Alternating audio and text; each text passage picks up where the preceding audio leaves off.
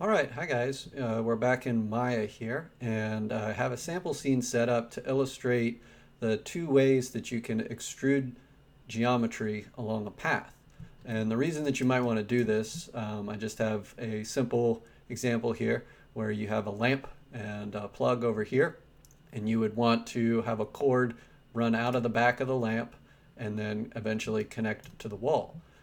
So what extruding is basically we're going to use a path, which is a NURBS curve. And so here's like just one that I already have made as an example. It starts here at the lamp and it runs along the ground and then it loops up and hits the wall. And then you can do a couple different methods, but and I'll cover both of them. You eventually would extrude geometry along that path, and you would end up with something like this. So I'll run through how I made all those things real quick here. So the first thing that you'll want to do is activate a curves tool. So previously I'd mentioned this Bezier curve tool, which is located here. But for this example, we'll actually use the EP curve. It's a little bit easier to use because you have less points to move around to affect the curve. And so if you double click this, or if you just click it and you bring up the tool settings, you can see over here in the EP curve settings, the two columns that are available for the EP curve. We're going to use the left column, and specifically the one that says 3 cubic. By default, it might be set to 1 linear, and so what that will do is just give you really harsh corners. So if you started clicking out a curve, it would just be totally not smoothed at all. That is not going to be, I guess, what the shape that I want for my curve. So if you use the 3 cubic, then it starts to average it starts to average the curve between the points that you've clicked out. So once you have at least 3, it creates an average between those 3 to get your final shape. So as you keep clicking, it keeps kind of adjusting the 3 points that are within distance of each other to create the final shape. So to get going on our curve, I'm going to activate shaded wireframe mode, which is located here. It's the blue box with the white outlines. And when you do that, you can see all the topology lines on your existing models. And the reason that I want to do this is I just want to use this base, the chord base, as my jumping off point for making my curve. So if I hold V before clicking, it's going to snap a point to a vertex. So I'm going to use this vertex in the middle of this base right here. So when I click, the point is right there. And then switching to my quad view, I'm going to have a much easier time laying things out. So I know that my curve started here. So this is my side view. So I know my curve started up here at this point. So if I add just 3 little clicks here, that'll kind of give it a starting point. And then I'll click down here holding X, and that will put my points only on the grid. So if I click here, it puts a point there. And then using my top view, I'll kind of run it along the floor. So a couple clicks to kind of let it meander a little bit. And then once it's close, I'll go back to kind of another side view and click up in the air. Just 2 little clicks. And then back in my perspective view, I will finish everything off by holding V again and clicking in the middle of my little plug face because there's a vertex there. Just helps me place things. So now that I have what I think are an appropriate number of points, or a necessary number of points to create my curve, I can click away from my tool. So you can either click over here on the select tool, or I'll just hit Q, and that kind of finishes things out. So you can see my chord is maybe a little janky, but the nice part about using the EP curve is it's really easy to come in and edit these points. So if you right click on the curve and select control vertex, you just have these dots, which are your references for where the curve is averaging things. So if I just select this dot and I move it, I see that that's really not the point that I want to move. It's probably this one here. Yeah, so as I move this down, you can see that things start to straighten out, look a little bit better. And that message that keeps popping up is just my autosave. So I think I've gone over that before, but if not, we can talk about it later. All right, so I'll move these points down just a little bit so that it kind of is a little bit more realistic coming over the edge here. Then down here on the ground, we've got this one way down there. If I just hold X, it'll snap it back to the ground plane here. All of these, I'll do the same, holding X, move it up a little bit. Oh, actually that's in the air. X, snap it back down to the ground. Holding X, snap it to the ground. Holding X. Oh, and I should also mention I'm only moving it in the vertical direction. So this right now the arrow is yellow, so I'm only moving it by grabbing the yellow handle. So if I hold X and only grab the yellow handle, I can just move it up and down. So snapping it to the ground again there. And then highlighting this last one, also holding X, snap it to the ground plane. All right, and then these last ones near the wall, I'll just kind of move them a little smoother. Okay, move that guy,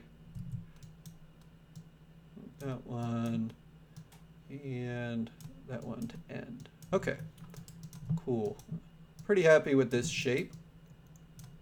And what I should also mention is that so as we are generating our geometry, the couple operations that we'll use are referencing the control points in the curve. So if we want more information so that there could be more edge loops or kind of a tighter turn radius, you would need to add more points in that area. So right here on the, as it approaches the wall, I want kind of a little bit of a tighter curve. I've added multiple control points there so that when I extrude the geometry, the operation knows that, oh, I should insert more edge loops here than perhaps between this point and this point, which are pretty far apart, and it won't have as many edge loops to span this region. Okay, cool. So the first way that we'll extrude the geometry is using polygons. So this chord base, I'm going to duplicate this by hitting Control D, because it will change things, and I don't want to lose my original geometry. So I'll just move it out a little bit and maybe scale it down just so that we can see where it starts. And then to get things going, we need to select faces.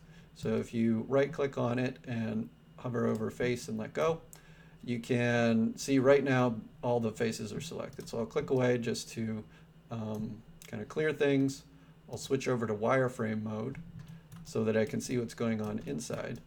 And I'll do a drag select so that I make sure that I hit all the faces in the front. And then to get rid of a selection, all you have to do is hit Control, and then you can do another drag select and you'll deselect all those faces. So what I'm left with is just the faces in the front, and that's what I want. So now that I have those faces selected, I hit Shift and click on the curve, and it should create that selection as well. Cool. So then when I want to extrude the geometry, I can go into Edit Mesh, and I can open up the kind of options menu for the extrude over here by clicking this little box. I think by default it's set to just do one span, and if you do that, that basically means that it will start here and it will do a single span to get all the way there. So if you click Apply, that's not exactly what we want, but because we can edit things, it's not a huge deal. So what I actually probably want is to add some more divisions, and that's located here under divisions. And if I start adding more divisions, you can see that it's more closely following the curve. And if I just go ahead and dial it way up, maybe to 25, it's pretty close on kind of getting what I would like for the shape of the chord. so it's still a little jagged here, and you could come in and add more divisions by hand, or once you have selected your geometry, it saves the operation that we just did called poly extrude face. So if you click on your channel box and you click poly extrude face, you can see all the different options. And here we have divisions, and if you select that and you middle mouse drag, it'll dial those up and down. I think the max that you can do, or at least right now in my machine, the max that you can do is 25, but that doesn't mean that that's the maximum you could put in there.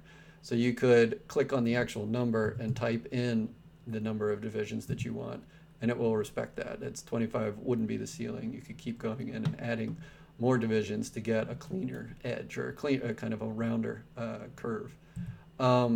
Cool, but I guess alternatively, we could hit 3 on our keyboard, and it would put in a smooth mesh operation, and then it really looks like a nice, so this is kind of smooth mesh preview. It's kind of faking extra geometry being in there without there being real geometry in there. It does change the shape a little bit. It'll shrink things down or kind of deflate, but kind of for these purposes, that's pretty good.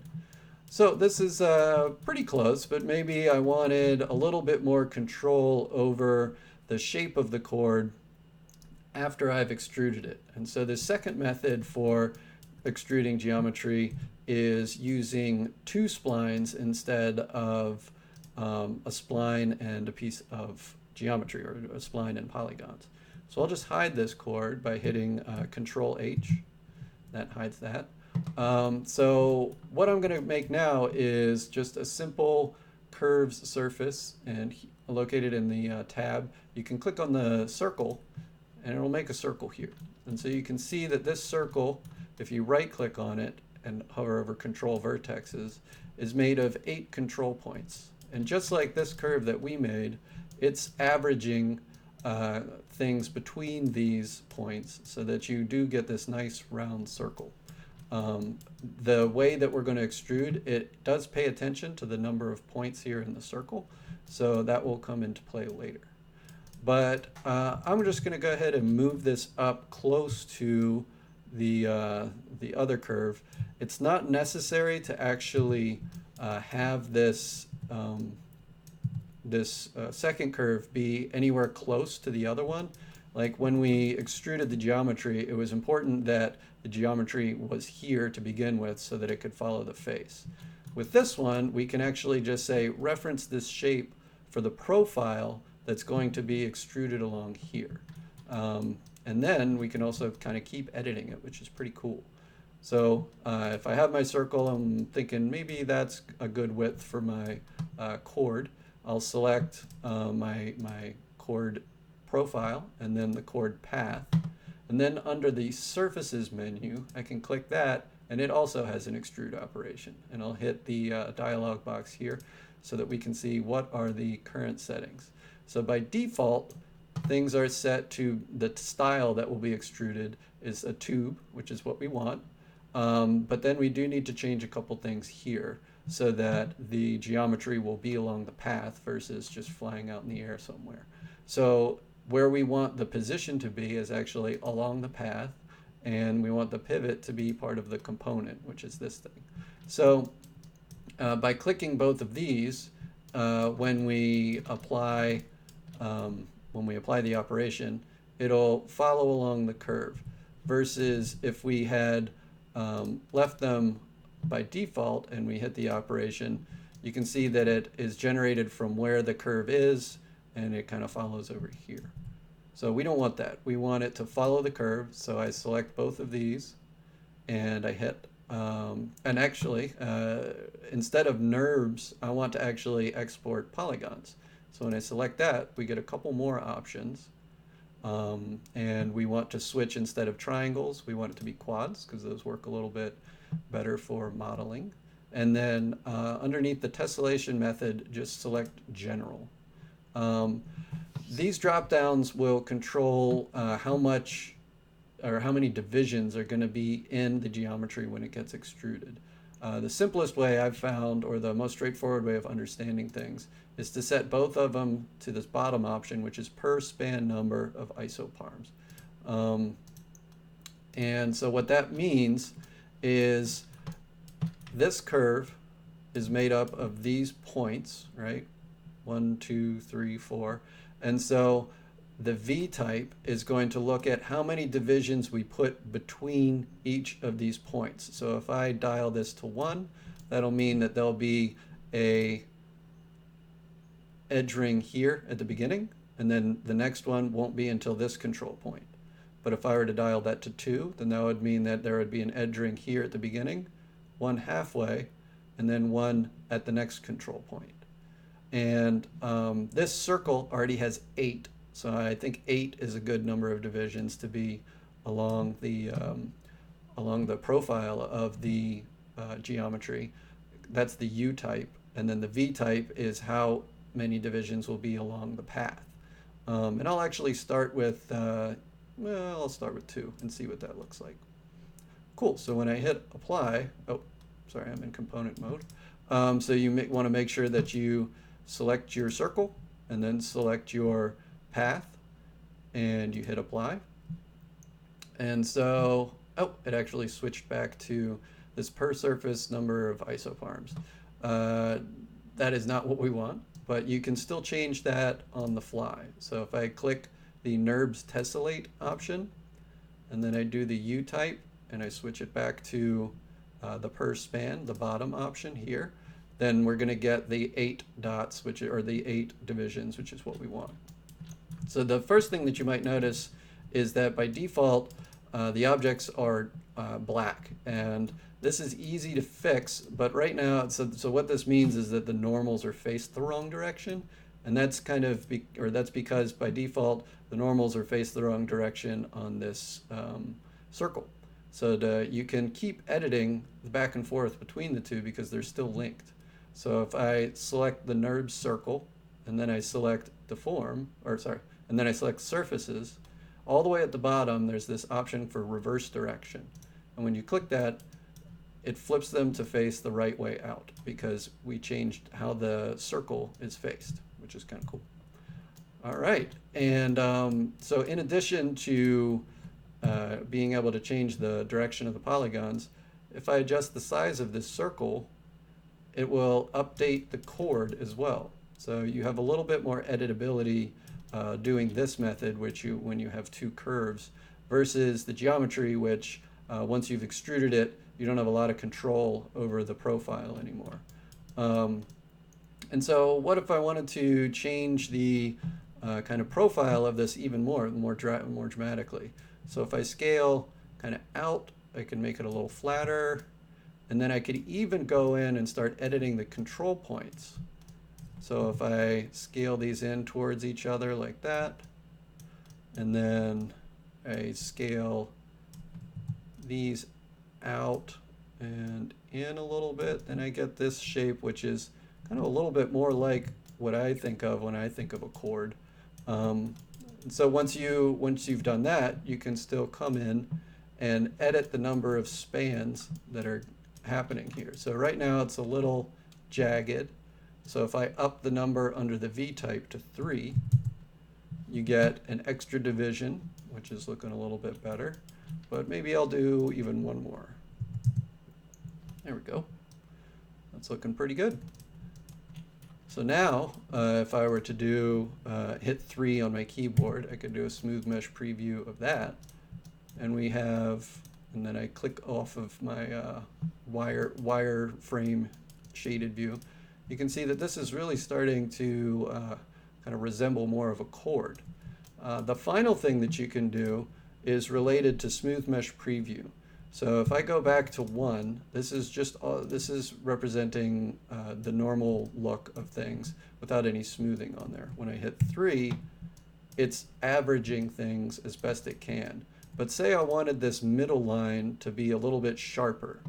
I could come in here and I can double click on that middle line and it will highlight the whole edge the whole way down. Then using a new tool called Crease, which is located here under Mesh Tools, if I hit that, it tells you that when you click and drag your middle mouse button up and down, it will increase or decrease how much creasing is happening. So if I click and I drag, it changes the look of the edge just by display. But what you also notice is that that edge is a little bit more apparent here. So what that does is allows you to get a higher amount of, or a sharper look to your model without adding any extra edges. Cool. Well, all right. If you guys have questions about this, just ask me in class, and I can answer anything through email as well, hopefully. All right, great.